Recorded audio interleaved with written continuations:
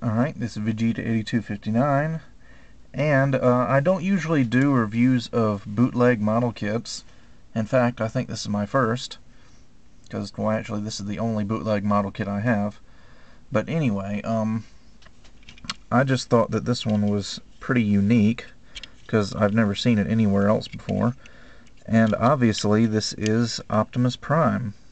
And, yeah.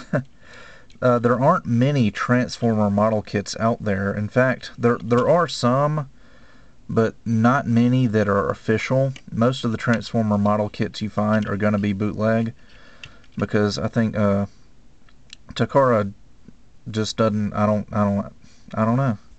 Either they just don't want to get into the model kit business, or maybe they don't want to have to compete with Bandai. I don't know, but Takara's never really made model kits. They've made some for like Mega Man and stuff like that, but as far as Transformers go, not really. So, yeah, this is actually, let me go get the box really quick. This is a Korean bootleg Optimus Prime kit. Here's the box. As you can see, Transformers G2. It's got the Generation 2 Autobot symbol on it. And yeah, apparently they also made the Generation 2 Megatron and Sideswipe, and maybe even Ramjet as well, but I've never seen any of those. The only one I saw was Optimus, and I just thought it was cool, so I picked it up.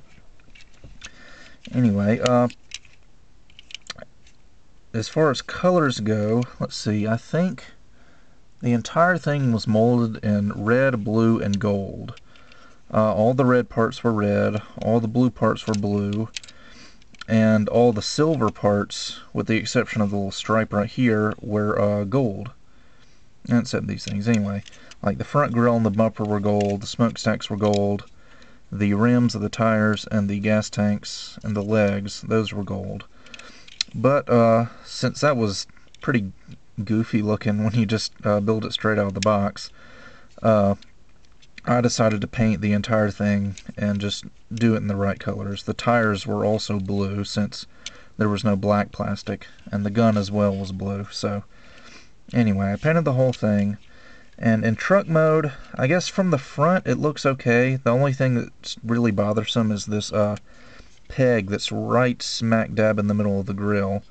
That kind of, well, that would probably bother anybody, especially a Transformers fan.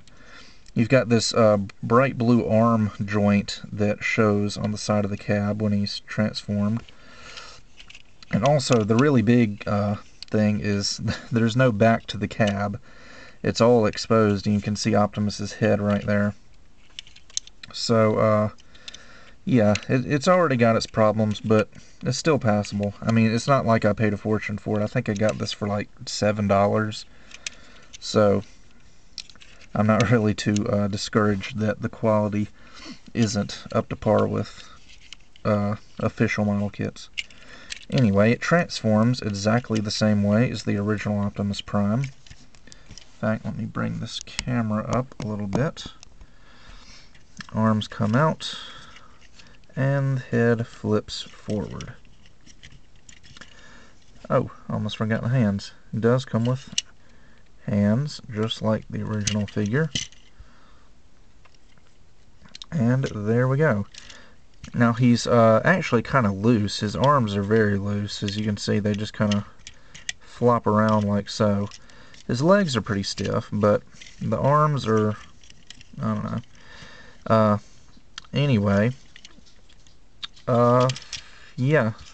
I think the easiest thing for me to do is to just bring in an original Optimus Prime and just do a comparison, because I'm kind of finding it hard to even describe this model kit. Anyway, as you can see, it's a little bit smaller than the original Prime.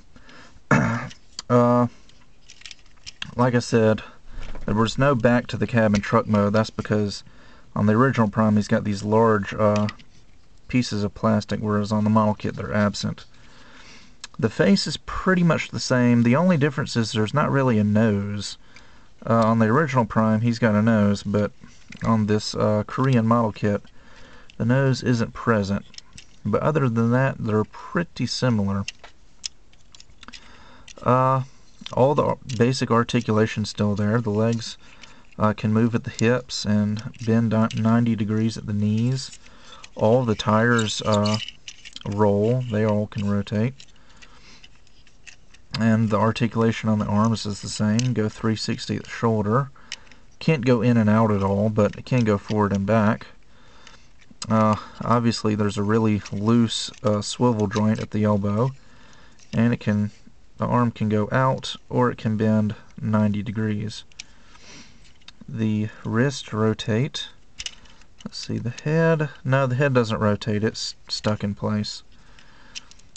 And what else? Oh yeah, the toes obviously can go up and down, but that's because of the transformation. One thing I thought was interesting is that the cab still opens up, even though there's no seats in there. And really, for the Transformers version of Optimus, it was kind of useless because he didn't come with any Diaclone drivers to put inside his cab. But I won't get into that because then I'll get off on a Diaclone tangent and this video will end up being 15 minutes long. Anyway, so yeah, it's actually not that bad. It's about the same quality as a 1:144 scale no-grade model kit, no-grade Gundam model kit, and about the same size as well. I think this is probably 5 inches tall, maybe. One thing that you'll find is quite different is that the gun that this kit comes with looks nothing like Optimus Prime's gun. I mean, it's just really bizarre. Here is Optimus Prime's original gun, and as you can see, there's quite a difference. But he does hold his gun pretty well. It's a little bit loose, but for a bootleg, you can't really complain all that much, because actually, for a bootleg, it's not all that bad, because most bootlegs you get the plastic quality is really crappy, and the parts barely even fit together, but the parts on this kit actually fit together pretty well, and plastic quality isn't as bad as I thought it was going to be. These two little Autobot symbols here didn't come with the kit. I had those in a drawer somewhere, and just thought I'd put those on to make it look a little bit better. So anyway, I guess that's about it. There's not really much more you can say about it. Yeah, I would say if you see it for like $5, go ahead and buy it, but with bootlegs, there's really no guarantee that anybody will ever see this, other than maybe at like Chinatown or some flea market with a shady vendor. I don't know. Anyway, so yeah, that's about it for this review, and I will see you guys next time.